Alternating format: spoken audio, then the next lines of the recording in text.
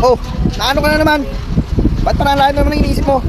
Ano problema nga ako, katagal-tagal mag-Biyernes, nag-apply kasi ako ng loan sa ASA, pambayad ko ng loan ko sa card. Malapit ang Biyernes, bayan na ng hulugan na sa card. Katagal-tagal yung release ko sa sa ASA, namumblema ako, napanghulog ko sa card. Yung mga kasamahan ko kasi kasali na sila sa card, kasali pa sila sa ASA. Ay naku, sumali din ako, nag-apply ako ng loan, katagal-tagal naman magpalumigas kayo. Parang may panghulog ako sana sa card ko sa Biyernes. Hindi ka naman talaga nadala. Nag-apply ka na naman ng loan. Hirap ka na nga mag-dilat ang panghulog mo sa linggo-linggo. Tapos pag wala ka panghulog, ang init-init ng ulo mo. Dami-dami lahat ng tao dito.